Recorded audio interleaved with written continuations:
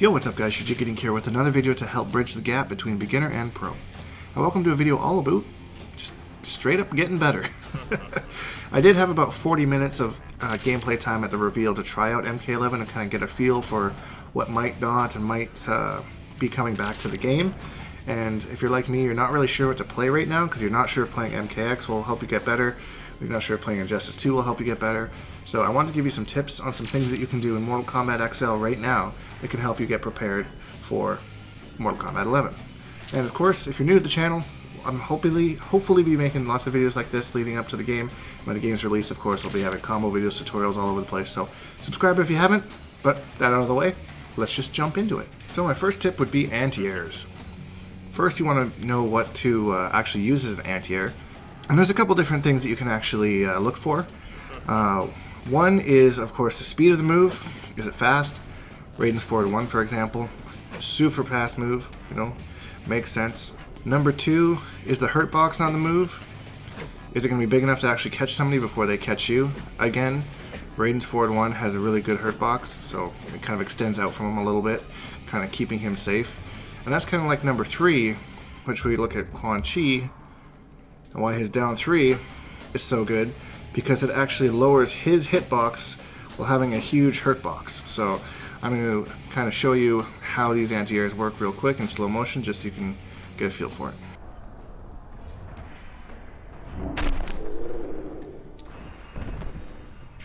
So there's an example of Quan Chi's. Now let's look at Raiden's.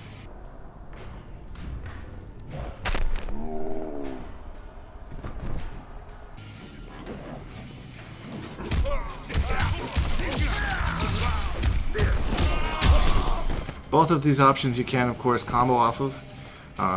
Like I mentioned, Quan Chi's lowers his actual hitbox, so the chance of a jump-in attack. You can actually beat some jump kicks if you time it perfectly right. But yeah, so those are some of the traits that we want to look for in a move. The anti-airs, so like when you pick up MK11, you pick your character. I'll stop him from jumping because I'm sure that's getting annoying.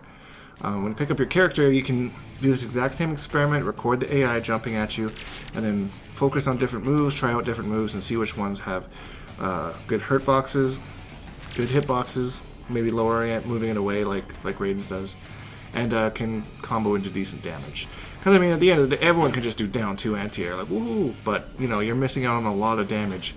And at the end of the day, when you get down to that last little bit of health, you each got 20%. That could have made a huge difference earlier on in the match. So the second thing when you're working on anti-airs is to know when to expect them. And you'll get an anti-air more often if you're actually expecting it, as opposed to just reacting to it. So some ways to look for when somebody might jump would be when they get kind of in this range here, where they're at perfect jump-in distance for you. People love to do this. In starts of rounds, I've had people just jump at me right away at the start of the round.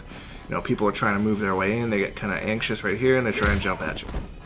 So that's probably the most common places I see people try and jump, and that's something you can also be aware of as a player, that this isn't the best place to jump because your opponent might be expecting it, you know. Sometimes there's a place and a time if you want to make a read and you think they're going to do like a projectile or an unsafe move, you can try and jump over it and punish them. But in general, unless, you know, your opponent isn't punishing you for it, then you don't really want to be jumping here. And that's another thing as well. You know, you can actually eliminate a lot of your opponent's jumping by just anti-airing them, showing that no, you can't do that, you can't jump at me. And the second most common places that I see players jumping is to get out of the corner. Obviously you're cornered, you don't want to be there, you're dealing with mix-ups, command grabs, whatever it wants. So they just jump out of the corner. And that's when you can be ready and catch them on the other side.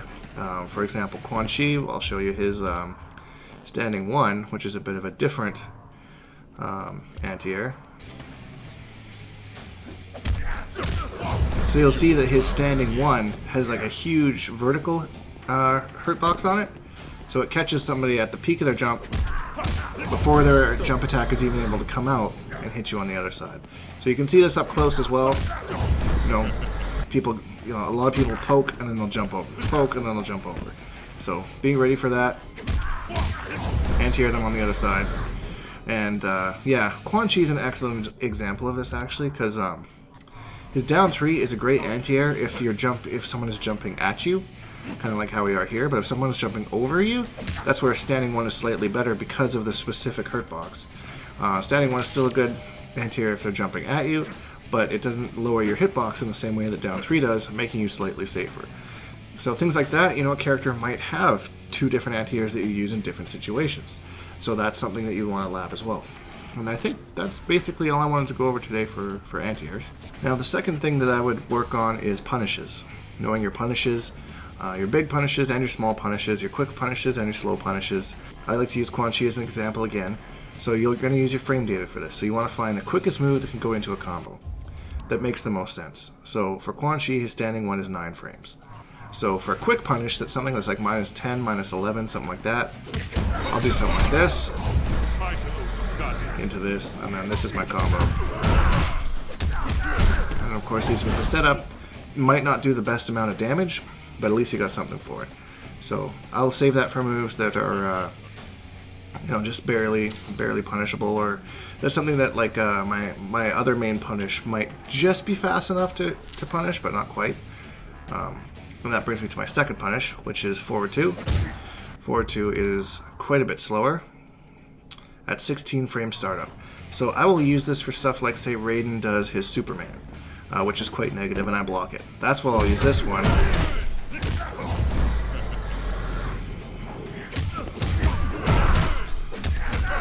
So I got a little bit more damage out of that one. Ended up in the same setup.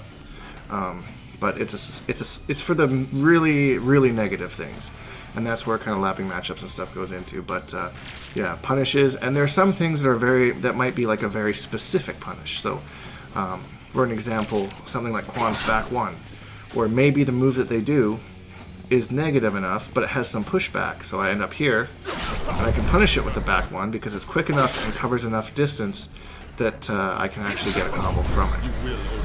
Albeit not the greatest combo, but it's better than a kick in the butt with a frozen boot, right? Things like that. If you're having problems with spacing, maybe try something that has a bigger hitbox, or maybe moves your character forward a little bit more.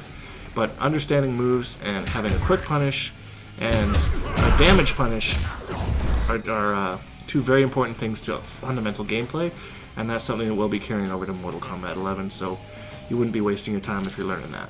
The next tip is labbing matchups, and this is actually a really good one because you use all sorts of different skills to do this.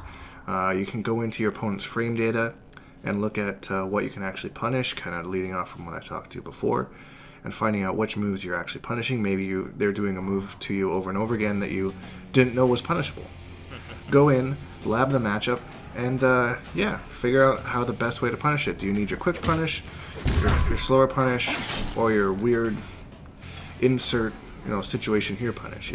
That's one thing, of course, frame data, understanding your opponents, also what on theirs is plus, what can you press buttons for, what can't you. There's not going to be a whole lot of armor in Mortal Kombat 11, so plus frames are going to be a little bit more important in that game. You have to pay more attention to them. You can't just armor out but to get through a frame trap or something like that. So knowing exactly where your opponent stands as far as the frame data and stuff goes. I'll be doing a frame data tutorial when Mortal Kombat 11 comes out, so if you don't fully understand it, don't worry about it right now. There's plenty of videos out there. I think I did one on it before. I'll see if I can link it up here somewhere on how it works, but yeah. So another thing that you would want to lab is a gap in strings. Some, like Cassie Cage is a good one who has a nice gap in her back 1, 2, 4, and figuring out how to deal with that gap. Can you poke in between the hits? Something like that. It's a little bit more prevalent in MKX, I think, than it's going to be in Mortal Kombat 11.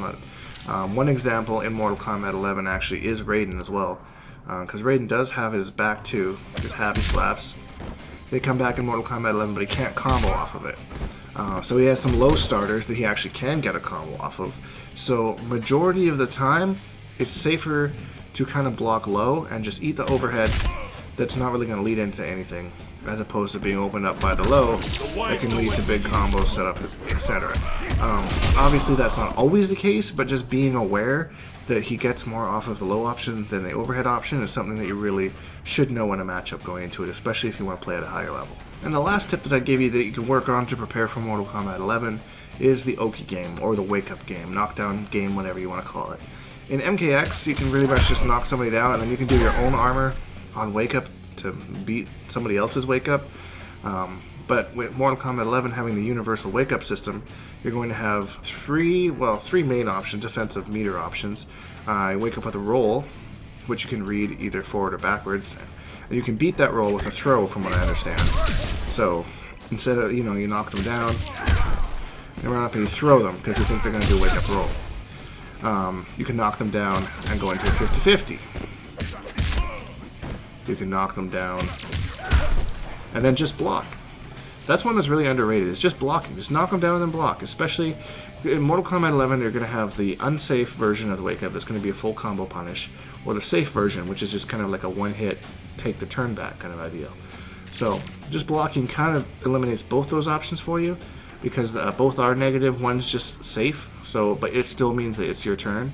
So that's probably the lowest risk of all the moves that you can do. But you can practice this in MKXL with the same kind of deal, like knock down your opponent, ideally with a move that's actually a good knockdown move. There we go, I'll take that. You can go into a mix-up if the character has mix-ups. You can go into a throw if you have a throw. I'm failing hard on this one, guys. Or you can just go into a string. That's something you can do too. They wake up and just go into a string. If they think they're going to block, then go for it. So, to prepare for Mortal Kombat 11, I wouldn't get too used to just armoring to try and reverse their armor. That's something that I'm guilty of all the time, and I do it because armor really won't exist outside of maybe interactables and stuff. So that's another way that you can work on your fundamentals, because fundamentals transfer over from every game. So these are basically just fundamental things that you can work on with specific examples here in Mortal Kombat XL that might help you make the transition to Mortal Kombat 11. And that's really it, guys. If you have any questions about what I spoke about today, feel free to leave them in the comments below. If you're interested, I do one-on-one lessons with people. I think we have like 21 students right now or something like that. And we can work on specifically where you need to improve as a player, as opposed to just kind of generalized things, whether to either get you ready for Mortal Kombat 11 or once the game drops if you want to understand at that point more. So link to that's on my Patreon and the link in the description below. And as always, if you enjoyed this video, please leave a like because it really helps me out, and subscribe because we make new videos every single day. Hashtag bonehonks, all that stuff, and we'll see all you guys in the next video.